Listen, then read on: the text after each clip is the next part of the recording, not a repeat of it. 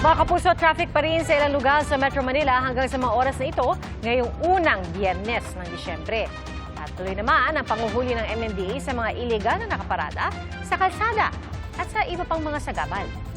Saksila, si Jamie Santos. Jamie?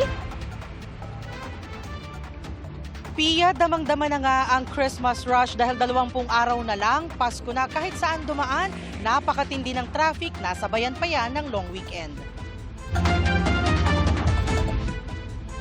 Mapa northbound o southbound ng EDSA, nasubok ang pasensya ng mga motorista ngayong gabi. Sa drone video nakuha sa EDSA Timog Avenue sa Quezon City, kita kung gaano kahaba ang pila ng mga sasakyan sa magkabilang direksyon. Pulang-pula ang pila ng mga sasakyan, lalo na yung patungong Cubao. Pasado alas 8 ng gabi, mabagal din ang usad ng mga sasakyan sa ilang bahagi ng Maynila, partikular sa may Quezon Bridge.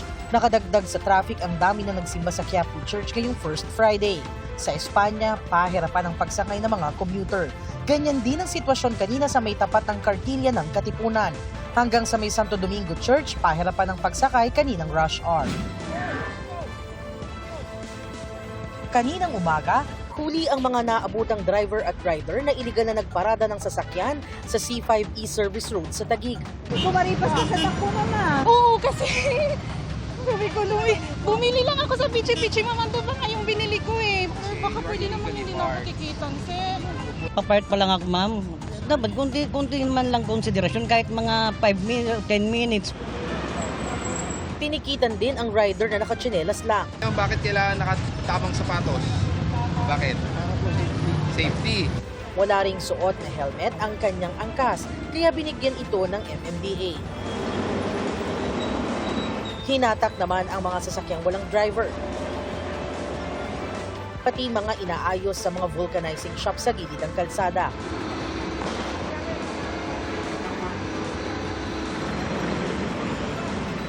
Giniba rin ang tindahang ito sa bangketa. Ano tinitinda nyo? Kape lang. Wala man ako hanap buhay, ma'am. Ito lang naman talaga. Anong pambili ko ng maintenance? Pagkain. Service road is not meant to be used as a parking. Babalik-balikan po natin yan, no? May update naman ang website ng MMDA na may hulika.mmda.gov.ph. Makikita na rito ang ebidensya ng mga traffic violation sa ilalim ng No Contact Apprehension Policy o NCAP. Gaya ng mga litratong kuha ng CCTV kung saan kita ang mga motoristang nagse-cellphone habang nagmamaneho at mga hindi naka-seatbelt. Kailangan mag-register para magamit ang lahat ng features. Pwede sa iisang account na lang kung may iba pang pag-aaring sasakyan. May e-contest option na rin para sa pag-question ng mga itinag na violation. Gumawa lang ng ticket, ilagay lahat ng detalye at i-upload ang mga required na dokumento. May TAD officer na po na magre-review niyan ng inyo pong rason kung bakit hindi kayo dapat ma-issuehan ng ticket. At pwede po magkaroon ng video conferencing, ino-notify po kayo kung kailangan mag-hearing through ano na rin po yan, Zoom meeting. Ang multa sa paglabag, pwede na ring bayaran gamit ang isang e-wallet app. Ayon sa MMDA, gumagamit sila ng 186 AI cameras, 348 CCTV cameras, at 100 body-worn cameras sa panghuhuli sa NCAP. Madaragdagan pa raw ang mga ito. Pia, ngayong pasado alas 10 ng gabi, maluwag-luwag na ang daloy ng trapiko dito nga sa patungo ng Welcome Rotonda. Malayo yan sa sitwasyon kaninang rush hour na halos walang galawan. At live mula rito sa Quezon City para sa GMA Integrated News, ako si Jamie Santos, ang inyong saksi. 4 ang sugatan matapos hagisan ng pampasabog ng isang compound sa Sharif Agwak, Maguindanao del Sur. Saksi, si Efren Mamak ng GMA Regional TV. Nagpapahinga lang ang mga residenteng yan sa labas ng isang bahay nang biglang gulantangin sila ng malakas na pagsabog. Napatayo tuloy sila at nagsitakbuhan. Nangyari ito sa isang compound sa Sitio Malinis, Barangay Mother Poblacion sa Sharif Agwak, Maguindanao del Sur, pasado alas 9 kagabi. 4 ang nagtamo ng mga sugat sa katawan, nagpapagaling pa sila. Napinsala din ang bahagi ng isang sasakyan. Ayon sa Police Regional Office Bangsamoro Autonomous Region, inaalam pa kung anong klaseng pampasabog ang ginamit. Sa ngayon, blanco pa po yung ating otoridad kung ano yung sumabog doon sa lugar. At inaalam pa rin po natin kung ano yung motibo doon sa pagpapasabog na ito. Ang lokal na pamahalaan ng Sharif Agwak mariing kinondena ang insidente. Layunin nila ng pagpapasabog na guluhin ang kapayapaan ng nasabing lugar. Kasabay niya ang panawagan sa mga umano'y spoiler of peace na ihinto na ito. Patuloy ang investigasyon ng pulisya. Sinusubukan ba naming makuna ng pahayag ang mga biktima? Para sa GMA Integrated News, ako si Efren Mamak ng GMA Regional TV, ang inyong saksi. Inatasan ni Pangulong Bongbong Marcos ang DILG at ang PNP na alamin ang kinaroroonan ni Sara Diskaya at siyam na iba pang kinasuhan kaugnay sa halos 100 milyong pisong Ghost Flood Control Project sa Davao Occidental. Ayon po sa Pangulo, yan ay para maaresto sila agad sakaling hindi lumabas ang arrest warrant laban sa kanila. Saksi, si Ivan Mayrina. Setyembre na mag-inspeksyon ng DPWH at Independent Commission for Infrastructure sa flood control project sa Barangay Kulaman sa Jose Abad Santos, Davao Occidental. 2022 pa idineklarang tapos ang proyekto na nagkakahalaga ng halos 100 milyong piso. Pero nang inspeksyonin, hindi pa pala ito kumpleto. Natuklasan ng Ombudsman yung mga isinumiting final billing, certificate of completion at inspection reports ay falsipikado o hindi tumutugma sa aktwal na kalagayan ng proyekto. Maging mga video at larawan na hinarap ng respondent ay walang timestamp at hindi ma-validate na tumutukoy sa proyektong ito. Ang kontraktor ng proyekto ay St. Timothy Construction Corporation, isa sa mga kumpanyang iniugnay sa mga Diskaya. Ngayong hapon, naghaya ng Ombudsman sa Digos City RTC ng kasong malversation of public funds at paglabag sa Anti-Graft and Corrupt Practices Act laban sa mga opisyal ng St. Timothy na sina Sara Diskaya at Maria Roma Angeline Rimando. Kasama sa kinasuhan ang walang opisyal ng DPWH Davao Occidental District Engineering Office. The DPWH Davao Occidental officials involved are likewise preventively suspended for a period of 6 months. Walang piyansa inirekomenda ang prosekusyon para sa kasong malversation. Hihilingin ng Ombudsman na maglabas ang korte ng whole departure order laban sa mga akusado.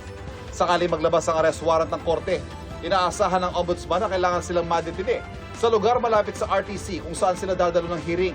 I have directed DILG and the PNP to ensure that they know the whereabouts of Diskaya at nung iba pa para paglabas ng arrest warrant ay maareston sila kagad. Umpisa pa lang ito. Marami pa tayong ipapakulong at marami pang magpapasko sa kulungan. Sinisika pa namin makuha ang panig ng mga kinasuhan ng Ombudsman. Ang lokal na pamahalaan naman ng Pasig City, naglabas ng closure order laban sa siyam na kumpanyang pag-aari ng mga Diskaya, kabilang ang St. Gerard Construction. Binawi ng LGU mga business permit ng mga ito dahil umano sa mahigit 1 bilyong pisong hindi nabayarang buwis. Gayon din ang pag-operate ng walang occupancy permit. Kinansela rin nila ng Philippine Contractors Accreditation Board ang kanilang lisensya, kaya hindi rin sila pwedeng pumasok sa anumang contracting activities. 2 luxury vehicle naman ng mga Diskaya ang naisubasta sa public auction ng Bureau of Customs kanina. We have an outright winner. Congratulations, RCME Metal Products. Nabili ng sole bidder sa halagang 3.48 million pesos ang Toyota Tundra. Sa presyong 6 million pesos naman, naibenta ang Toyota Sequoia. Congratulations to our winning bidder. Nauna nang naipasubasta ang 3 mamahaling sasakyan.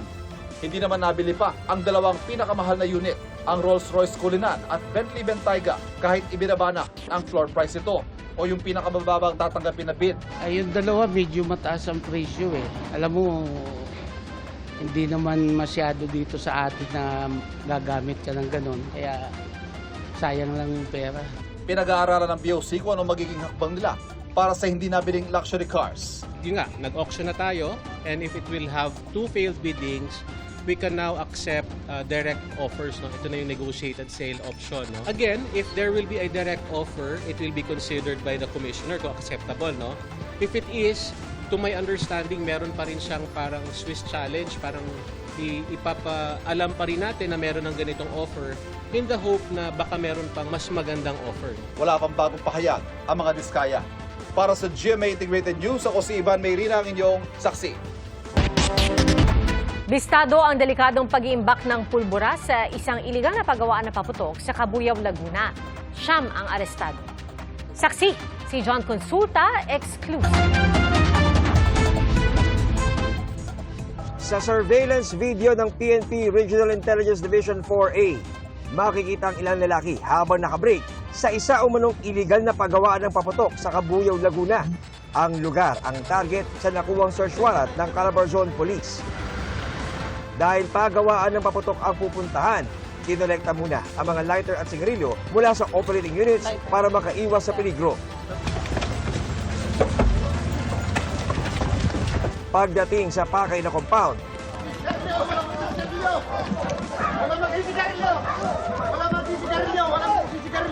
nagkalat sa paligid ang ilang upos ng sigarilyo.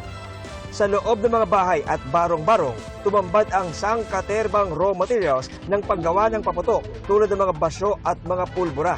Merong nag-report sa atin, isang concerned citizen, na meron nga silang napansin na gumagawa ng mga firecrackers. Itong ating mga kapulisan sa tulong din ng ating RCSU, which oversees the Firearm Explosive Office, no? Nag-apply sila ng search warrant. Sa kabilang bakod, nakalatag naman ang mga pinapatuyong pulbura. Di raw alam ng may-ari ng lupa na ginagamit ang kanyang property sa paggawa ng paputok. Sa unang tingin mga kapuso ay akalain mong isang ordinaryong van lang itong sasakyan ito na nakaparada sa loob ng property na pinasok ng mga operatiba ng Regional Intelligence Division 4A ng PNP Calabarzon. Pero alam niyo ba, nung kanila itong buksan at silipin ang pinakaloob, nako ito, tumambad na ang napakaraming mga drum na ang laman lahat ay puro pulbura. Na ayon sa mga otoridad, dapat nasa maayos na storage itong mga pulburang ito. Kung kaya't ayon sa kanila, ito ay maliwanag na paglabag sa ating batas. Nang aming tanungin ang may-ari kung ano ang kanyang hawak na permit. Anong mayroon na po talaga tayong permit dito, sir? Yung dealer at saka retailer. Retailer. Sa manufacturing, sir? Hindi pa nalabas sa karami. Wala pa kayong permit ng manufacturing? So bakit kayo tayo gumagawa, sir, kung wala pa kayong permit ng manufacturing? Hindi kami naman po nag-iingat dito sa mga distansya. Ang ni-raid na compound ng mga pulis ang siya ring lugar na sumabog noong February 2024 dahil sa paggawa ng iligal na paputok. 6 ang namatay sa insidenteng iyon, kabilang ang isang 4 na taong gulang na bata. Malaking pasasalamat po sa ating kapulisan sa mabilisang aksyon na nagsagawa po sila agad ng search warrant po dito sa area na ito. Kaya po para rin po natin maiwasan na hindi na po maulit yung nangyari na maraming nagbuhis ng buhay sa illegal na paggawaan po ng paputok. Siya ang arestado sa operasyon habang sinamsam naman ang lahat ng mga materyales sa paggawa ng illegal na paputok. Bistado rin ang pagtatrabaho rito ng ilang minor de edad. Ako'y nananawagan sa ating mga kababayan na kung meron silang napansin, no, ipagbigay alam kaagad nila sa ating mga kapulisan. All of the reports, no, iti-treat natin with full confidentiality. Para sa GMA Integrated News, John Consulta ang inyong saksi. Ilang bahagi ng Visayas ang nakaranas ng pagbaha dahil sa bagyong Wilma. Kinailangan lumikas ng ilang residente sa gitna ng malakas na agos ng tubig. At mula sa Giwan, Eastern Samar, saksi live si James Agustin. James? PIA nagpatupad na ng preemptive evacuation sa ilang bayan sa Eastern Samar dahil sa bagyong Wilma. Dito po sa bayan ng Giwan, binabantayan yung mga coastal barangays sa banta ng storm surge o daluyong.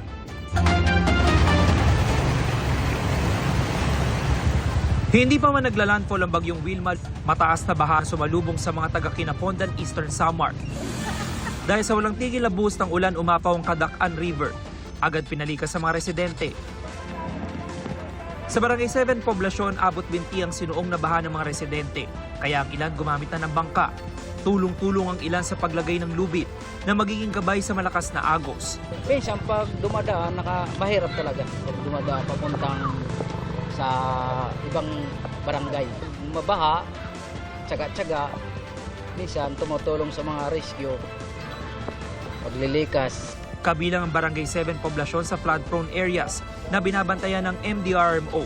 Barangay 7 kasi catch basin, mababa silang barangay. Kaya pag 4 na oras na umulan, talagang baba na dyan. Sa Barangay 5, Barangay 1, baba sila pag katulad nyo may bagyo dahil talaga maraming tubig. Ayon kay Mayor Leo Jasper Candido, aabot sa 12 barangay ang binaha. Magbantay, monitoring din. Ang among po mga barangay, gisigihan kaya po na bandilyo nga magbantay sa pagtaas sa tubig, mo evacuate ato sa mga evacuation center. Sa bayan ng Giwan, magkakatabing idinali sa dating daungan sa Barangay 6 ang mga bangka ng mga isda. Simula pa kahapon, hindi na sila pinayagang pumalaot dahil sa banta ng bagyo. Ang isang ito, ipinatong ang kanyang bangka sa improvised na balsa. So yung panahon kasi minsan dagat, yung hangin, hindi mo titingnan baka na yung minsan puno ng tubig. Problemado ngayon ang mga mangingisda dahil ilang araw na silang walang kita. Mahirap talaga. Pero pinipilit lang namin kasi may pamilyado man. Wala naman kung kapuntahan. Ang mga residente sa tabing dagat nakahanda sakaling kailanganing lumikas. Pag may pumupunta dito ng taga-barangay, sinasabi na kailangan ng lumikas talaga kami agad. Lalo na pag malakas yung alon, tapos may bagyo, nakabot talaga kami ng dagat.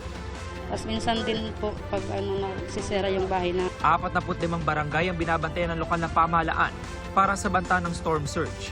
Ang mga barangay officials are already instructed to monitor these people. Kung sakali kailangan nilang lumikas, gagawin po natin ang paglikas. Nagpatupad naman na ng preemptive evacuation sa 2 barangay sa bayan ng Balanghiga. Naka-standby rin ang rescue boat at iba pang search and rescue equipment. Pag masyado yung malakas yung ulan at yung torrential rain na ilang days at ilang hours din, pag yan ng high tide, sinalubong ng high tide kasi malaki yung estuary namin dyan, hindi makakaagos yung Balanhirga River from upstream papunta dito, sasalubungin sila. Kaya nagkakaroon ng mga flooding, yan yung surface flooding lang namin dito sa coastal barangay. Sa Cebu City, kanselado ang biyahe ng mga sasakyang pandagat dahil sa bagyo. Nagbigay ng tulong sa mga stranded na pasahero ang lokal na pamahalaan. Hirap po talaga kasi hindi po naman talaga in-expect ng ganito po talaga.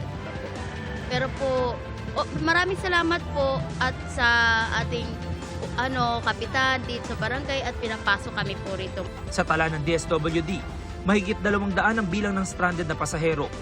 Nakipag-ugnayan na ang LGU sa DSWD para sa food assistance.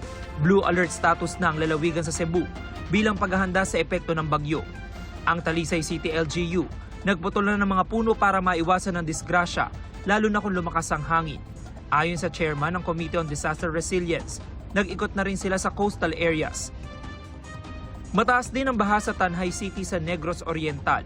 Gayon din sa Barangay Poblacion sa bayan ng Pamplona na pumasok na sa mga bahay. Abot tuhod ang baha sa kalsada. Dahil sa kaliwat kanang pag-ulan, kinansela rin ang biyahe papuntang Dapitan, Siquijor at Bohol. Wala namang stranded na pasahero. Naka-red alert status naman sa Panay Island na posibleng daanan ng bagyo. If possible, kung ara ka sa hazards way, ara ka sa flood-prone, storm surge, and landslide-prone areas, get out from it. Suspendido na ang biyahe ng mga sasakyang pandagat sa iba't ibang pantalan sa probinsya ng Iloilo. Dahil dito, stranded ang 40 individual at 300 rolling cargo. Nasira at hindi naman madaanan ng culvert bridge sa Libhod, Dinagat Islands dahil sa lakas ng ulan at agos ng tubig. Nagsagawa na ng initial assessment ang lokal na pamahalaan at naghahanap na rin sila ng alternatibong ruta. PIA sa tala ng Provincial Disaster Risk Reduction and Management Office, sumabot na po sa 470 families yung lumikas mula sa 7 bayan. Yung mga ilitas mula po dito sa Eastern Samar. Para sa GMA Integrated News, ako po si James Agustin, ang inyong saksi. Mga kapusong, maghanda na po sa mga pag-ulan ngayong long weekend. Dahil po sa bagyong Wilma, nakataas ang signal number 1 sa timog na bahagi ng Sorsogon, Masbate kabilang ang Ticao Island at silangang bahagi ng Romblon. Gayon din sa Northern Samar, Eastern Samar, Samar, Biliran, Leyte, Southern Leyte at Cebu kabilang na ang Bantayan at Camotes Islands. Pati na po sa Bohol, hilaga at gitnang bahagi ng Negros Occidental, Siquijor at hilaga at gitnang bahagi ng Negros Oriental. Signal number 1 din sa Guimaras, hilaga at gitnang bahagi ng Iloilo, Capiz at silangang bahagi ng Aklan. Gayon din sa Surigao del Norte, kabilang na ang Siargao at Bukas Grande Islands, Dinagat Islands, hilagang bahagi ng Surigao del Sur, hilagang bahagi ng Agusan del Norte at Camiguin. Inaasahang maglalandfall ang bagyong Wilma sa Eastern Visayas bukas. Huling namataan ang sentro ng bagyo, 135 kilometers silangan ng Borongan City, Eastern Samar.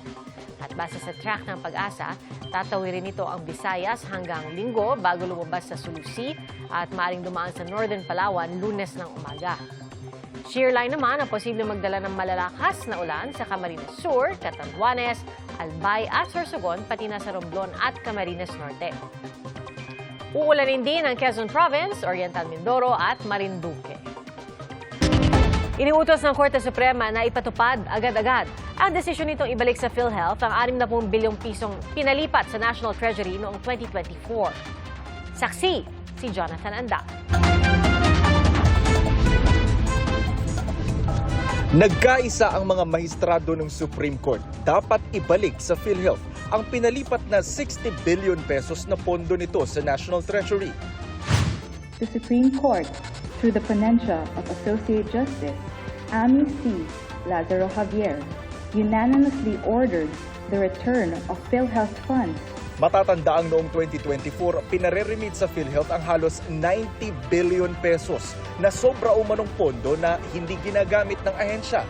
Nai-remit sa National Treasury ang naunang 60 billion pesos. Pero ang balanseng halos 30 billion pesos hindi natuloy dahil nag-issue na ang Supreme Court ng temporary restraining order nang questionin ito sa Korte Suprema. Sa desisyon ngayon ng Supreme Court en banc, idineklara nitong walang bisa ang special provision sa 2024 General Appropriations Act at ang circular ng Department of Finance na ginamit na basihan ng gobyerno para sa paglipat ng pondo ng PhilHealth sa National Treasury dahil nakitaan nila ng grave abuse of discretion ang pagpapatupad nito. Kontra rin daw ang mga utos sa dalawang batas, ang Sin Tax Law at Universal Healthcare Act. Bukod sa pagbabalik sa PhilHealth ng 60 billion pesos, tuluyan din itong ipinagbawal ang paglipat ng natitira pang halos 30 billion pesos mula sa PhilHealth. Sabi ng Korte Suprema, immediately executory ito o agad-agad dapat ipatupad. Tinanggihan naman ng Korte ang hiling ng mga petitioner na tukuyin ang criminal liability o pananagutan ni dating Finance Secretary at ngayon Executive Secretary Ralph Recto para sa technical malversation o kaya ay plunder. Wala pong criminal liability determination in this case. The Supreme Court said that this was not the proper proceeding to determine the criminal liability of the Secretary of Finance, because this is a petition for certiorari under Rule 65, which deals with determining whether there is grave abuse of discretion. Sabi ni Recto, ginagalang nila ang desisyon ng Korte at susunod daw ang ehekutibo sa utos ng SC na pagbabalik ng pondo sa PhilHealth. Giit pa ni Recto, sumunod lang ang ehekutibo sa direktiba ng Kongreso at naniniwala sila noon na isa itong paraan para sulitin ang paggamit sa kaban ng gobyerno nang hindi nangungutang o nagpapataw ng bagong buwis. Iginagalang din ng Malacanang ang desisyon ng Korte Suprema. I-review daw ng Office of the Solicitor General ang ruling at saka magdidesisyon sa susunod na akbang, kabilang ang paghahain ng motion for reconsideration. Para sa GMA Integrated News, Jonathan Andal ang inyong saksi. Nag-inspeksyon ng Department of Agriculture sa ilang palengke sa Metro Manila para malaman kung natutupad ang maximum suggested retail price sa carrots at karneng baboy. Sumabay sa inspeksyon ang Food and Drug Administration na may nakita namang ibang paglabag sa ilang produkto. Saksi si Tina Panganiban Perez. Mismong si Agriculture Secretary Francisco Chu Laurel ang nag-inspeksyon sa Mega Q-Mart sa Quezon City sa unang araw ng pagpapatupad ng maximum suggested retail price para sa carrots at karneng baboy. 100 per kilo ang bentahan ng carrots doon, mas mababa sa 120 pesos kada kilo na MSRP. Eksakto naman sa MSRP ang pork doon, 370 per kilo kung liempo, 330 per kilo kung kasim at pigi. Mas mura ito sa presyo kahapon. Base sa ikot namin, ay parang sumusunod lahat ngayon sa presyo. The challenge is tomorrow pareho pa rin ba? Sir, possible na binabaan nila because they know you will be here today? There's always that possibility, no? Pero sa Pasig Market, lagpas MSRP ang presyuhan. Nasa 140 hanggang 160 pesos ang kada kilo ng carrots. Nasa 400 hanggang 420 pesos naman ang kilo ng liempo. Giit na mga nagtitinda, hindi nila kayang sumunod sa MSRP dahil mataas ang kanilang puhunan. 120 hanggang 200 pesos naman ang kilo ng sibuyas dito sa Pasig Market. Wala mang MSRP para sa sibuyas, nagduda si Chu Laurel kung tama ang presyo. Nagsinungaling umano kasi ang isang nagtitinda nang sabihing local onions ang binebenta. Halos wala na stocks na ganun local onion. Kung may production na sobrang liit. So majority niyan na maliit na red onion is imported. Kung imported yun, nabili lang nila ng wholesaler or trader 60, tapos ipapasa ng 170, 180, that's profiteering. Ang trabaho lang namin dito, magtinda. Hindi namin alam kung imported ba yan, kung ano, kung paano. Kakaunti naman ang mga nagtitinda ng galunggong na umabot na sa 300 pesos ang kada kilo. Sa imports natin of sea fish, delayed yung pagdating nung due to many factors beyond our control. Kahit mahal, meron pa ring bumibili. Kailangan fresh para masarap siya. Yung galunggong mahal po ngayon. Oo nga, ayun. Pero gusto ko maliliit pampaksiw. Kung nagtitipid, meron namang mas murang mga isda. Pero pwede rin ang manok na mas mura rin sa halagang 190 hanggang 200 ang buo. Bagsak ko ang farm gate ng manok eh. So parang in a way, pinopromote ko rin yung manok na lumaki yung demand kasi nga mahal nga yung galunggong. Sumama rin sa inspeksyon ng Food and Drug Administration na may nakita agad na mga paglabag. Medyo katakataka yung labeling pati yung bottling. Hindi natin alam yung kalidad ng mantika. Halimbawa, may health risk sa inyo. Kukumpiskahin o seselyuhan ng FDA ang mga ganitong produkto para hindi na maibenta sa publiko. Ang mga sangkot, posibleng pagmultahin ng hindi bababa sa 50,000 pesos o makulong ng 6 na taon o maharap sa kasong kriminal. Para sa GMA Integrated News, Tina Panganiban Perez ang inyong saksi. Kapuso, 20 araw na lang, Pasko na at mabubusog ang tiyan, pati na ang mga mata dahil sa sari-saring paandar at pasyalang pampasko sa iba't ibang lugar. Saksi si Jamie Santos.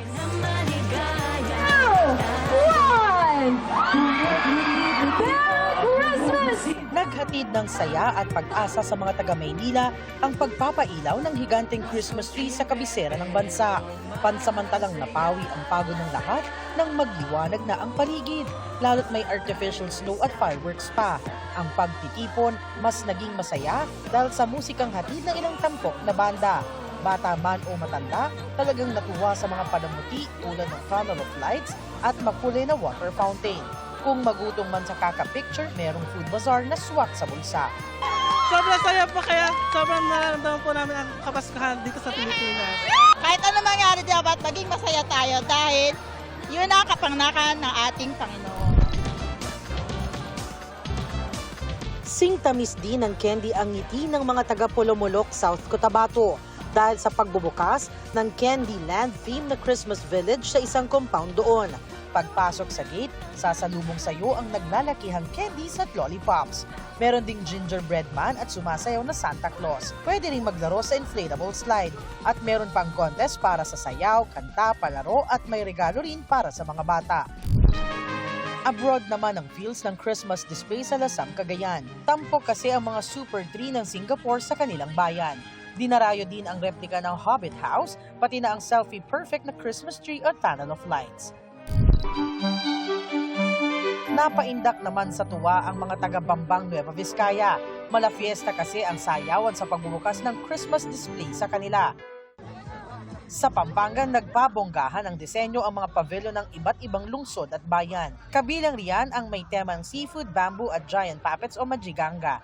Bumida rin doon ang mga produkto ng mga katutubong EITA. Para sa GMA Integrated News, Jamie Santos ang inyong saksi. Umiiraw po ngayon ang La Nina na maaaring tumagal hanggang unang bahagi ng taong 2026 ayon po sa Pag-asa. Ibig po sabihin nito, posible ang mas madalas at mas maraming pag-ulan sa malaking bahagi ng bansa. Maaaring magdulot ng pagbaha at pagguho ng lupa. Lumalamig na rin ang simoy ng hangin. Sa La Trinidad, Benguet, naitala ang pinakamababang temperatura sa bansa na 12.4 degrees Celsius. 13.8 degrees Celsius naman sa Baguio City. Ayon sa Pag-asa, bunsod yan ng paglakas ng amihan dahil sa bagyong Wilma.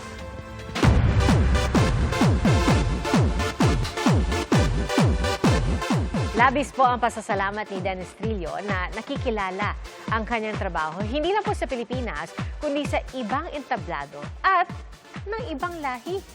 Kasunod po yan ang pagtatanghal sa kanya bilang Asia's Best Actor in a Leading Role sa Asian Academy Creative Awards para sa pagganap niya bilang Domingo Zamora sa 2024 MMFF entry na Green Bones.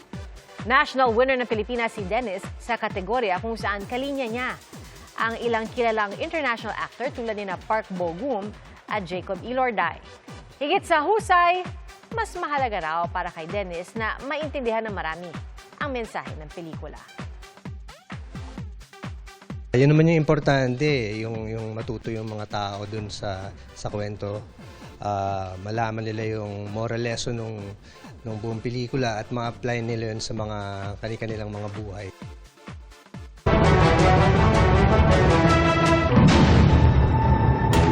Bago sa saksi, nailipat na si dismissed Bamban-Tarlac Mayor Alice Guo sa Correctional Institution for Women sa Mandaluyong ngayong gabi. Kinumpirma yan sa GMA Integrated News ng tagapagsalita ng Bureau of Jail Management and Penology.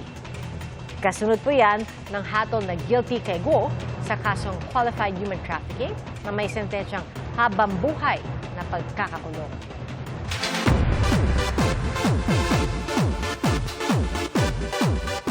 Napuno ng mga bigating sorpresa ang jam-packed reunion concert ng Sex Bomb Girls. Pati ang fans na pinalaki ng Sex Bomb, nagpasiklab din. Ating saksihan. Get out! Get out! Get out! Get out! Get out! Sa labas pa lang ng Araneta, damang-dama na ang excitement ng mga pinalaki ng Sex Bomb. At bago pa man magsimula ang reunion concert, pasiklaban na ang fans na ang ilan, nag-showdown pa. Maya-maya.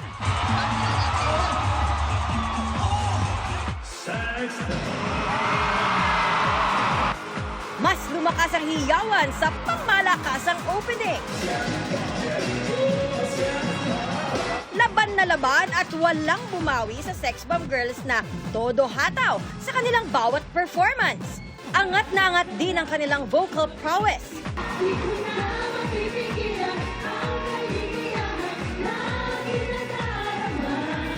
Di rin napigilan ang kaligayahan na nadama ng fans sa mga pasabog na sorpresa. Surprise guest si Kapuso Primetime King Ding Dong Dantes na humataw kasama ang mga dating kagrupo sa Abstract Dancers, kung saan miyembro rin ang asawa ni Rochelle na si Arthur Solinap. Hayaan nyo ang Sex Balls. Reunited din ang Sex Balls, ang parody group ng Bubble Gang na binubuo ni na Michael V, Ogie Alcacid, Wendell Ramos at Antonio Aquitania. Game na game pa nga silang nakipag-showdown sa Sex Bomb. All eyes din ang lahat sa tapatan ng EB Babes at Sex Bomb. Nag-perform din ang asawa ni Jopay na si Joshua Zamora, Mark Bautista at Power Impact Dancers. May emotional moment din ng Sex Bomb Girls kasama ang kanilang dating manager na si Joy Cancio. Sa 3 oras na concert, hindi bumaba kundi pataas ng pataas ang energy ng crowd. Hanggang sa kanilang finale song na Spaghetti.